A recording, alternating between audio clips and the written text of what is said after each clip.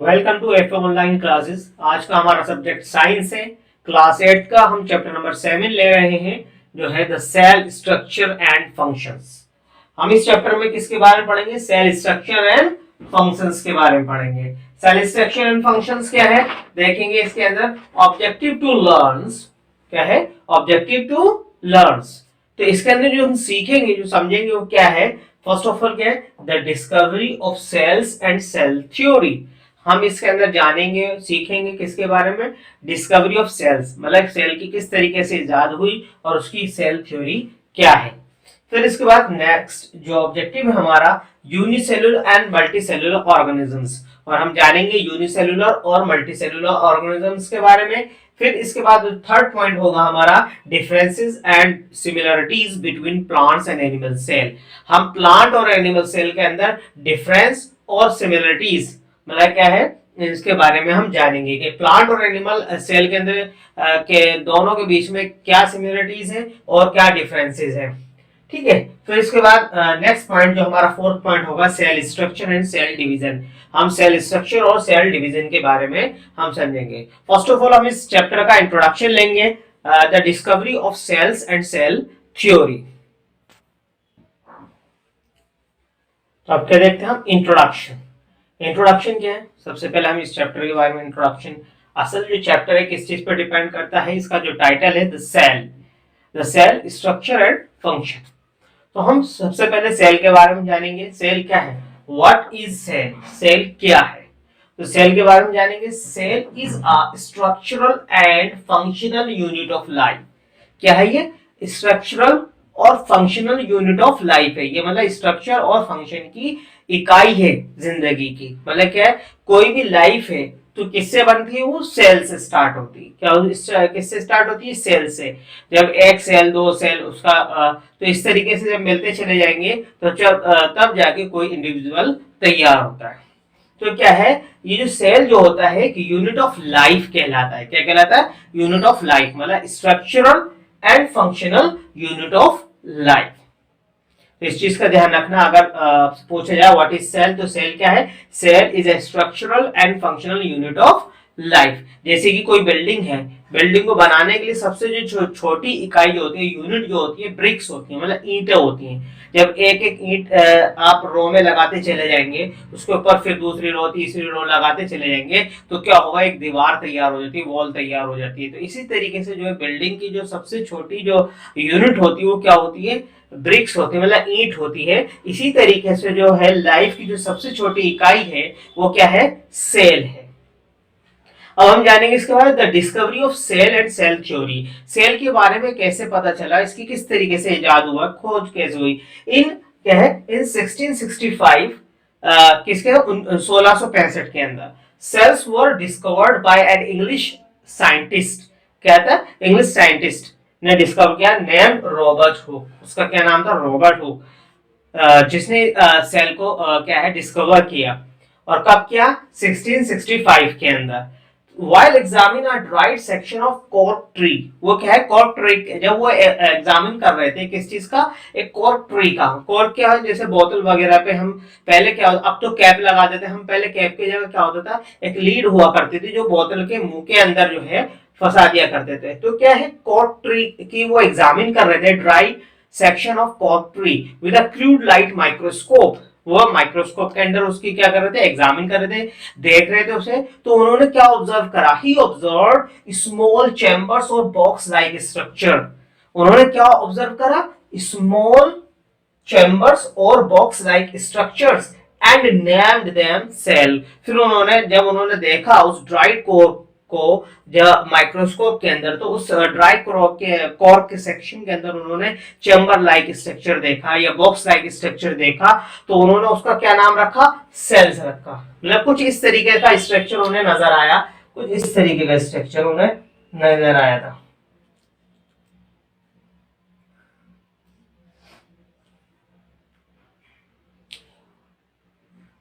इस तरीके का कुछ स्ट्रक्चर जो है उन्हें नजर आया, बॉक्स लाइक स्ट्रक्चर जो है उन्हें नजर आया,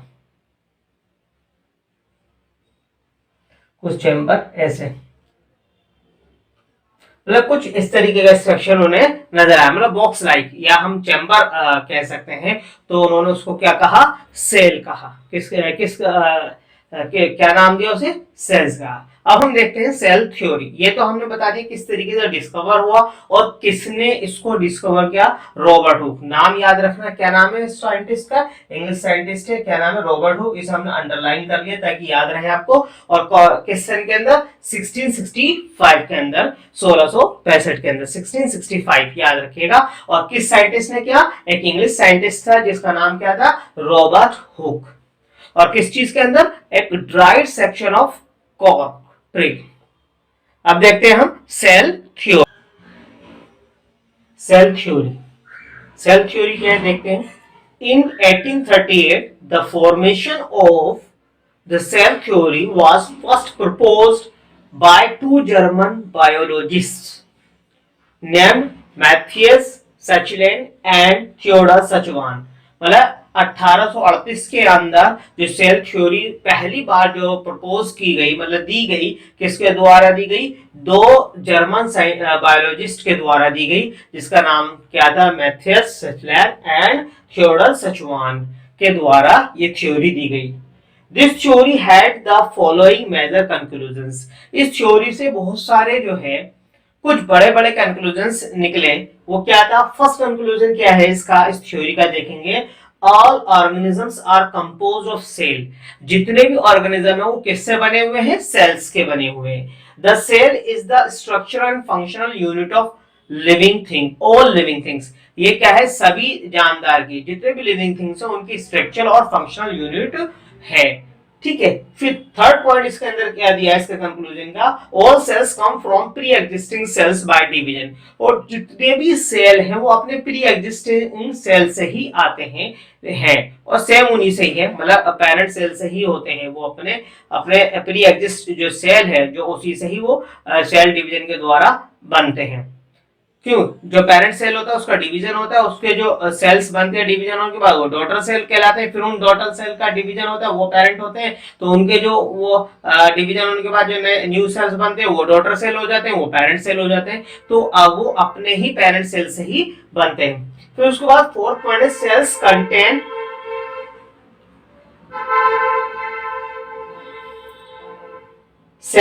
fourth point is cells contain hereditary information which is passed from cell to cell during cell division। और जितनी भी हेरिडिटरी इंफॉर्मेशन है वो पास होती है सेल टू सेल, मतलब एक सेल से दूसरे सेल में। और कब पास होती है, जब सेल डिवीजन होता है। तो सेल डिवीजन के दौरान ही सेल टू सेल जो है हेरिडिटरी जो इंफॉर्मेशन है वो क्या होती है, ट्रांसफर होती है, पास्ड होती है।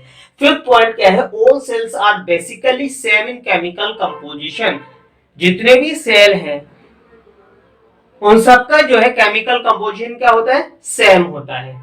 फिर सिक्स पॉइंट देखेंगे, all energy flow of life occurs within cell. और जितनी भी एनर्जी है फ्लो ऑफ लाइफ की क्या है, all energy flow of life occurs within a cell. और सब किसके अंदर होती है, फ्लो ऑफ लाइफ की जो एनर्जी है किसके अंदर होती है, सेल के अंदर होती है। All energy flow of life क्या है, जितनी भी ऊर्जा है सारी ऊर्जा फ्लो ऑफ लाइफ की और किसमें घटित होती है, सेल्स के अंदर होती है, विद इन अ सेल। तो ये क्या थे, कंक्लूजन्स थे इनकी सेल थ्योरी के, जो कि सचलेन और सचवान ने दिए थे। और ये थ्योरी कब दी गई, 1838 के अंदर दी गई। अब हम इसके नेक्स्ट पॉइंट देखते हैं, यूनिसेलुलर और मल्टीसेलुलर ऑर्गेनिज्म के बारे में। देखिए, unicellular and multicellular organisms. Unicellular organisms किस कहते हैं, some animals and plants are made of only one cell. क्या है, some animals and plants are made of only one cells, they are called unicellular. कुछ एनिमल और plant जो है केवल एक ही सेल के बने होते हैं, तो ऐसे सेलों को, ऐसे ऑर्गेनिज्म को हम क्या बोलते हैं, यूनिसेलुलर कहते हैं। क्या कहते हैं, unicellular. For example euglena, amoeba, paramecium and bacteria, ये सब क्या है, सिंगल सेल एनिमल होते हैं, तो इन्हें हम क्या बोलते हैं, यूनिसेलुलर ऑर्गेनिज्म कहते हैं। इसी के चलते आप देखते हैं मल्टीसेलुलर। मल्टीसेलुलर क्या होते हैं, organisms are made up of many cells. क्या है, बहुत सारे सेल्स के बने होते हैं, तो they are called multicellular organisms. तो हम इन्हें क्या बोलते हैं, मल्टीसेलुलर ऑर्गेनिजम्स कहते हैं। Example human, tree, dog, fish, ETC। मतलब बहुत सारे एग्जांपल्स आप कुछ भी लिख सकते हैं। मल्टी सेलुलर तो बहुत सारे हैं, आपके आसपास जितने भी आपके सराउंडिंग में सब क्या है, मल्टी सेलुलर। इतने बड़े बड़े पेड़ हैं, पौधे हैं, इतने बड़े बड़े जीव हैं, जैसे कि हाथी है, घोड़ा है ना, सब क्या है, ये मल्टी सेलुलर ऑर्गेनिजम्स है। तो आप मल्टी सेलुलर ऑर्गेनिजम्स के बहुत सारे एग्जांपल लिख सकते हैं। आपके आसपास जितने भी लिविंग बींग्स हैं जो कि बहुत सारे सेल्स के बने हैं, तो आप उन सबके एग्जांपल्स लिख सकते हैं। ठीक है, अब नेक्स्ट हम देखते हैं, हाँ, मल्टी सेलुलर ऑर्गेनिज्म किस तरीके से उसका जो है वो उसके अंदर फॉर्मेशन होती है, उसे देखते हैं। एक सेल से किस तरीके से एक ऑर्गेनिज्म बनता है। अब क्या देखते हैं हम, ऑर्गेनाइजेशन ऑफ लिविंग वर्ल्ड।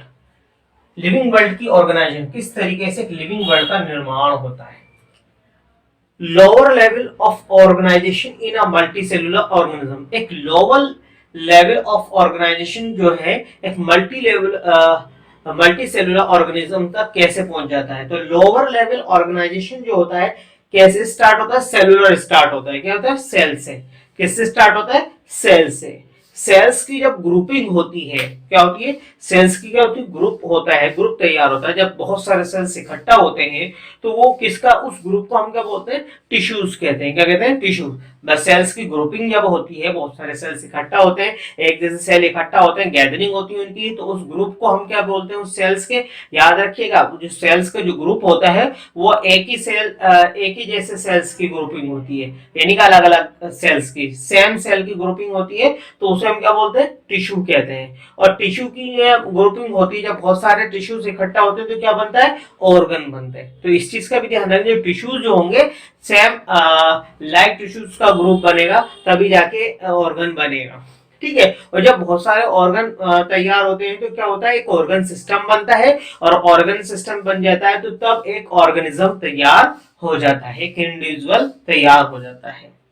क्योंकि एक सेल से स्टार्ट हुई, जो ऑर्गेनाइजेशन हुआ है लोअर लेवल पर किससे स्टार्ट हुआ है, सेल से स्टार्ट हुआ है। सेल्स का ग्रुप बना, टिश्यू, टिश्यू का ग्रुप बना, ऑर्गन्स, ऑर्गन का बहुत सारे ऑर्गन हुए तो ऑर्गन सिस्टम कहलाया, और बहुत सारे ऑर्गन सिस्टम हुए तो क्या हो गया, ऑर्गेनिजम्स हो गया, बन गया। देखिए यहाँ पर हम जो एक इंस्ट्रूमेंट के बारे में बता रहे हैं, instrument used to magnifying object. वो इंस्ट्रूमेंट जो कि किसी ऑब्जेक्ट को मैग्नीफाई करके, मतलब उसको बड़ा करके, उसके साइज को क्या करके, इनलार्ज करके उसे हमें देखने में मदद करता है, तो हम उसे क्या बोलते हैं, माइक्रोस्कोप कहते हैं। क्या कहते हैं, माइक्रोस्कोप। उसके कुछ पार्ट्स हैं, उसकी क्या है, उस इंस्ट्रूमेंट्स को कुछ पार्ट्स है, जैसे हम बता रहे हैं, उन्हें क्या कहते हैं। अगर आप लैब में जाएंगे तो आपको इजीली आपको पता चल जाएगा कि इस पार्ट को क्या कहते हैं, इस पार्ट को क्या कहते हैं। ठीक है, तो फर्स्ट ऑफ ऑल हम इसे स्टार्ट करते हैं यहाँ से। जो सबसे पहले क्या होता है, ये तो आप जो नजर आ रहा है, इसे हम क्या बोलते हैं, माइक्रोस्कोप कहते हैं। माइक्रोस्कोप के अंदर ये क्या चीज है, सबसे ऊपर जो लेंस लगा होता है, इसे आईपीस लेंस कहते हैं। क्या कहते हैं, आई पीस लेंस कहते हैं। यहाँ पर एक लेंस लगा होता है ऊपर टॉप पर, बिल्कुल जब आई से हम देखते हैं तो उसे हम क्या बोलते हैं, आई पीस लेंस कहते हैं। फिर उसके बाद जो ट्यूब होती है उसे हम क्या बोलते हैं, ड्रॉ ट्यूब कहते हैं, जिसके अंदर ये लेंस जो है लगा हुआ होता है, उसे हम क्या बोलते हैं, ड्रॉ ट्यूब। इसमें से आई पीस लेंस को इजिली हम निकाल सकते हैं और लगा भी सकते हैं, ठीक है, पावर के अकॉर्डिंग। फिर इसके बाद जो होता है आपका क्या आता है, बॉडी ट्यूब होती है, इसे हम क्या बोलते हैं, बॉडी ट्यूब बोलते हैं। इस पार्ट को हम क्या बोलते हैं, बॉडी ट्यूब कहते हैं। और बॉडी ट्यूब के बाद जो है उसके अंदर यहाँ पर क्या होता है, यहाँ पर एक स्क्रू की तरह एक आपको नजर आएगा बड़ा सा, तो उसे हम क्या बोलते हैं, कोरस एडजस्टमेंट कहते हैं। ठीक है, ये जो आपको रिंग लाइक स्ट्रक्चर जो नजर आ रहा है, ये आपको अच्छे से स्क्रू होता है, एक तरह का बड़ा सा नजर आता है, तो इसे हम एडजस्टमेंट के लिए इस्तेमाल किया जाता है। ये बॉडी ट्यूब पर ही होता है साइड में। और इस बॉडी ट्यूब से क्या अटैच होता है, नीचे लेंसेज होते हैं, जैसे हम क्या बोलते हैं, ऑब्जेक्टिव लेंसेज। तो हम ऑब्जेक्टिव लेंसेज क्यों कहते हैं, क्योंकि ऑब्जेक्ट के ऊपर ही होते हैं लगभग, और ये इसके डिफरेंट साइजेस होते हैं, जैसे कि 40x है, 10x है, इसकी पावर के अकॉर्डिंग जो है ये लेंसेज होते हैं। ठीक है, जैसे कि 5x होता है, 10x होता है और 40x होता है। यहाँ पर ये लेंस लगे होते हैं, मैंने एक ही शो करा है यहाँ पर। सब यहाँ पर जो ऑब्जेक्टिव लेंसेज होते हैं वो तीन, जैसे कि होता है 5x, मतलब उसकी पावर के अकॉर्डिंग, मैग्नीफाइंग पावर के अकॉर्डिंग होता है 5x, 10x, 40x। तो इस तरीके से ये लेंसेज होते हैं, ऑब्जेक्टिव लेंसेज। ठीक है, जो कि उसे मैग्नीफाई करने में मदद करते हैं। और ये जो आपको स्टेज नजर आएगी, इस पर हम क्या लगते हैं, स्लाइड रखते हैं। क्या रखते हैं, स्लाइड। तो इसे हम क्या बोलते हैं, इसे स्टेज कहते हैं। इस स्टेज पे ही स्लाइड को रखा जाता है और उस स्लाइड को पर ऑब्जेक्ट को रख के हम फिर इसे इजीली देखते हैं। इसके नीचे क्या होता है, जस्ट इसके नीचे क्या मिरर होता है जो कि लाइट को एडजस्ट करता है। और ये स्टैंड है जो कि इसका आपको नजर आ रहा है, इस पे पूरा जो है पूरा ये आपको माइक्रोस्कोप रखा रहता है, स्टैंड रहता है। ठीक है, तो ये माइक्रोस्कोप है, इसका स्ट्रक्चर है, ताकि आपको पता चल जाए जब आप देखें तो लैब के अंदर आप इसके बारे में पूछ भी सकते हैं, अच्छे से जान भी सकते हैं कि इसका क्या क्या फंक्शन होता है। मैंने आपको सिर्फ इसके पार्ट्स के बारे में बताया है। आईपीस हो गया, ड्रॉ ट्यूब हो गया, बॉडी ट्यूब हो गया, कोरस एडजस्टमेंट हो गया, ऑब्जेक्टिव लेंसेज हो गए, फिर क्या है, स्टेज हो गई, मिरर है। ये सब क्या इसके पार्ट्स है माइक्रोस्कोप के। अब नेक्स्ट देखते हैं हम, ये देखते हैं सेल स्ट्रक्चर। सेल स्ट्रक्चर में फर्स्ट ऑफ ऑल देखते हैं सेल मेम्ब्रेन। सेल मेम्ब्रेन क्या होती है, सेल के आउटर साइड में क्या होती है, कवरिंग होती है। क्या बोलते हैं उसे, the cell membrane also known as plasma membrane. हम सेल मेम्ब्रेन को हम क्या जानते हैं, किसके नाम से जानते हैं, प्लाज्मा मेम्ब्रेन के नाम से जानते हैं। सराउंड्स द सेल, वो क्या है, सेल के चारों तरफ होती है। holds the other parts of the cell in place and protects the cell। वो क्या करती है, सारे पार्ट जो सेल के अंदर जितने भी पार्ट होते हैं उन सबको क्या करती है, होल्ड करे रखती है और पूरे सेल को क्या करती है, प्रोटेक्ट करती है, सुरक्षा देती है। सेकंड चीज क्या होती है सेल के अंदर, साइटोप्लाज्म। क्या है साइटोप्लाज्म, क्या चीज है, cytoplasm is a jelly like substance. कैसा होता है, जेली लाइक सब्सटेंस, सेल के अंदर होता है। कैसा सब्सटेंस होता है, जेली लाइक सब्सटेंस होता है। कैसा होता है, जेली लाइक सब्सटेंस होता है। Inside the cell where most of the cells activities takes place. और ज्यादातर जितनी भी एक्टिविटीज होती हैं वो सारी किसके अंदर होती है, साइटोप्लाज्म के अंदर ही होती है। नेक्स्ट वन क्या है, न्यूक्लियस। न्यूक्लियस क्या चीज होती है, the cell nucleus acts like the brain. क्या है, किस तरीके का कार्य करता है, वो एक ब्रेन की तरह काम करता है ऑफ द सेल, सेल का। ठीक है, न्यूक्लियस क्या होता है, एक तरीके से किस तरीके से काम करता है, वो ब्रेन सेल की तरह काम करता है। It helps control eating, movement and reproduction. और ये सारी चीजों को क्या करता है, कंट्रोल करता है, चाहे वो जैसे कि ईटिंग हो, मूवमेंट हो, रिप्रोडक्शन हो, एक्सक्रीशन हो। ये सारी चीज क्या है, सबको क्या करता है, ये कंट्रोल करता है सेल के अंदर। कौन, न्यूक्लियस। इसलिए इसलिए क्या कहा गया है इसे, ब्रेन ऑफ द सेल कहा गया। अब नेक्स्ट देखते हैं इसका, ऑर्गेनेल्स। देखिए अब ऑर्गेनेल्स, ऑर्गेनेल्स क्या होता है, organelles are well defined large scale structures that have a particular set of functions in the cell। ये क्या होता है, वेल डिफाइंड स्ट्रक्चर्स होते हैं। ठीक है, और इनका जो है एक पर्टिकुलर फंक्शन होता है हर एक ऑर्गेनेल का। न्यूक्लियस के अलावा जो बाकी जो है जो वेल डिफाइंड स्ट्रक्चर्स हैं साइटोप्लाज्म के अंदर, उन सबको हम क्या बोलते हैं, ऑर्गेनेल्स कहते हैं। ठीक है, और हर एक ऑर्गेनेल का अलग अलग फंक्शन होता है। तो फर्स्ट हम देखते हैं माइटोकॉन्ड्रिया। माइटोकॉन्ड्रिया क्या है, mitochondria are the power center of the cell. हम इसे क्या कहते हैं, power center of the cell या power house of the cell भी कहते हैं। The production of energy from food takes place here. जो फूड से जो एनर्जी बनती है वो कहां पर बनती है, माइटोकॉन्ड्रिया के अंदर। The number of mitochondria in a cell depend on the function it perform. उसकी जो नंबर है माइटोकॉन्ड्रिया के डिपेंड करते हैं वो उसके फंक्शन पे जो वो कर रहा है। ठीक है, माइटोकॉन्ड्रिया। अब नेक्स्ट ऑर्गेनेल देखते हैं हम, chloroplast. These organelle contain the plant cells। ये क्या होता है, ये किसके अंदर होता है, प्लांट सेल के अंदर होता है। These organelles contain plant cells chlorophyll. ये क्या कहता है, प्लांट सेल की जो क्लोरोफिल है वो इसके अंदर मौजूद होती है, किसके अंदर, क्लोरोप्लास्ट के अंदर। जो क्लोरोफिल जो होती है वो किसके अंदर होती है, क्लोरोप्लास्ट के अंदर होती है। Hence provide the green color, जिसकी वजह से वो क्या है, उसे क्या मुहैया कराती है, ग्रीन कलर मुहैया कराती है, प्रोवाइड करती है green colour. They have a double outer membrane, और इसकी क्या होती है, डबल आउटर मेम्ब्रेन होती है, किसकी, क्लोरोप्लास्ट की।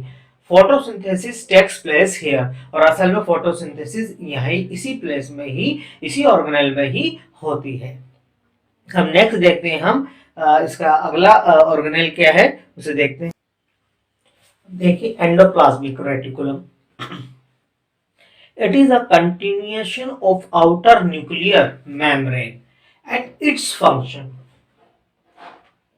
and its function suggests just how complex and organized the cell is. इसका काम क्या है, ये न्यूक्लियर मेम्ब्रेन के चारों तरफ फैला हुआ होता है और इसका काम होता है वहां पर रिएक्शन को स्पेस प्रोवाइड कराना ज्यादा से ज्यादा, क्योंकि सेल के अंदर इतना स्पेस नहीं होता, तो ये एंडोप्लाज्मिक रेटिकुलम जो है वह क्या करता है, स्पेस प्रोवाइड करने का काम करता है। इसको जितने भी जो है जो भी रिएक्शन होता है उसको हो जाए इजीली, क्या है, provide the increase surface area for the reactions occurring in the cell. ये क्या है, जब भी रिएक्शन होता है सेल के अंदर तो ये क्या है, एरिया प्रोवाइड कर देता है ताकि जो है वहां पर इजीली जो है रिएक्शन हो जाए। तो इसलिए ये कहां पर होता है, ये न्यूक्लियर मेम्ब्रेन के चारों तरफ होता है। It function suggest how complex and organise the cell really is. ठीक है, एंडोप्लाज्मिक रेटिकुलम। ठीक, अब नेक्स्ट देखते हैं गोल्जी कॉम्प्लेक्स। गोल्जी कॉम्प्लेक्स क्या है, it is membrane bound structure with a single membrane. It is actually a stack of membrane-bound vesicles that are important in packaging macromolecules for transporting elsewhere in the cell. Golgi complex क्या होता है, एक ये होता है membrane bound structure होता है और सिंगल मेम्ब्रेन का होता है। और ये क्या होता है, it is actually stack of membrane. इस क्या होता है, स्टैक ऑफ मेम्ब्रेन मतलब एक एक के ऊपर एक इस तरीके से रखा होता है। आप कह सकते हैं फ्लैटन ट्यूब की तरह होता है। क्या होता है, ये फ्लैटन ट्यूब की तरह होता है, बिल्कुल look like a flatten sac and tube. इसका असल में जो फंक्शन जो होता है, ये क्या करता है, जितना भी कुछ भी केमिकल सब्सटेंस होता है उसे रिसीव करता है और पैक करता है और सेल के अंदर कहीं भी पहुंचाना होता है, ट्रांसपोर्टिंग का काम करता है। कौन, ये गोल्जी कॉम्प्लेक्स। क्या होता है, ये फ्लैटन ट्यूब लाइक स्ट्रक्चर होता है। क्या होता है, फ्लैटन ट्यूब लाइक स्ट्रक्चर होता है, मतलब सैक एंड ट्यूब्स कह सकते हैं इसे। क्या है, this body look like stacks of flatten sacs and tubes कह सकते हैं हम। या हम इसे यूं भी कह सकते हैं, it is a membrane bound structure with a single membrane. It is actually a stack of membrane bound, मतलब स्टैक मतलब एक के ऊपर एक रखी हुई है। ठीक है, bound vesicles that important in packaging macromolecules for transporting elsewhere in the cell। ये पैकेजिंग जो भी मटेरियल इसे ट्रांसपोर्ट करना है इसके पास पहुंचता है, ये रिसीव करता है, रिसीव करने के बाद उसकी पैकेजिंग करता है और उसे सेल के अंदर कहीं भी क्या कर देता है, ट्रांसपोर्ट कर देता है। इसका काम क्या है, गोल्जी कॉम्प्लेक्स का पैकेजिंग और ट्रांसपोर्टेशन का काम होता है कहीं भी सेल के अंदर। लाइसोसोम क्या चीज है, ये भी एक ऑर्गेनेल है। Lysosomes are called suicide sacs. क्या है ये, एक सुसाइड सैक है, मतलब क्या है, सुसाइड क्यों कहा गया है, क्योंकि आप देखते हैं हम बताएंगे क्यों कहा गया है इसे। They consist of single membrane surrounding the powerful digestive enzyme.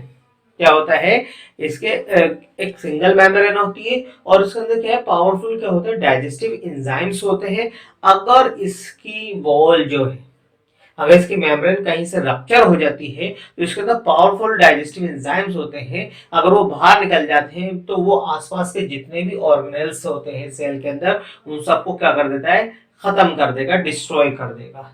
तो इसलिए से इसे क्या कहा जाता है, सुसाइड सैक कहा जाता है, सुसाइड बैग भी कहा जाता है। सैक्स मतलब ये सैक क्या है, ये बैग मतलब एक थैली है ना, इस चीज का ध्यान रखना।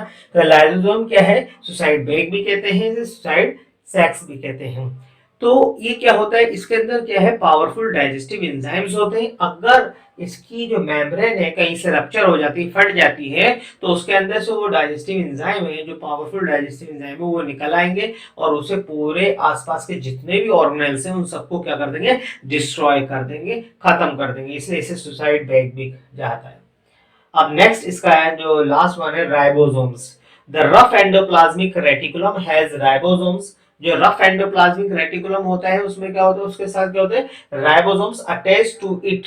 वो क्या होते हैं, राइबोसोम उस पर अटैच होते हैं दिस गिव्स इट्स टेक्सचर, जो कि उसे टेक्सचर देते हैं, and manufacture proteins for sale, और उसका काम क्या होता है, मैन्युफैक्चर करना, किसका, प्रोटीन का, किसके लिए, सेल के लिए। तो राइबोसोम का असल मकसद क्या है, मैन्युफैक्चर ऑफ प्रोटीन। क्या है, मैन्युफैक्चर ऑफ प्रोटीन। याद रखना राइबोसोम का काम क्या होता है, मैन्युफैक्चर ऑफ प्रोटीन, और कहां पर होता है ये, रफ एंडोप्लाज्मिक रेटिकुलम पर अटैच होता है। ठीक है, और ये ग्रैनुलर स्ट्रक्चर होता है। अब इस चैप्टर का जो रिमेनिंग पार्ट जो रह गया है, structure of cells, plant cell and animal cell, और सिमिलरिटीज एंड डिफरेंस, हम इस नेक्स्ट वीडियो जो आएगी हमारी, उसे हम सेकंड पार्ट से लेंगे, उसके अंदर हम देंगे। देखिए, इस पार्ट में हमने कुछ क्वेश्चन आपको होमवर्क में दिए हैं, जैसे कि फर्स्ट है व्हाट इज सेल, सेल क्या है। सेकंड क्वेश्चन है who discovered cells and when, किसने सेल को डिस्कवर किया, खोजा, और कब। Define mitochondria. और फोर्थ क्वेश्चन है name the jelly like substance in the cell, cell के अंदर जेली लाइक सब्सटेंस का क्या नाम है।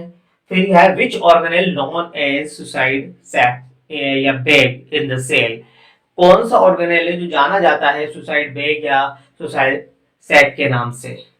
ये क्वेश्चन आपको अपनी कॉपी में करना है अच्छे से, नीट एंड क्लीन। और इसके जो रिमेनिंग जो पार्ट रह गया इस चैप्टर का, वो नेक्स्ट वीडियो में हम पार्ट 2 के अंदर आपको बताएं, समझाएंगे। Thank you.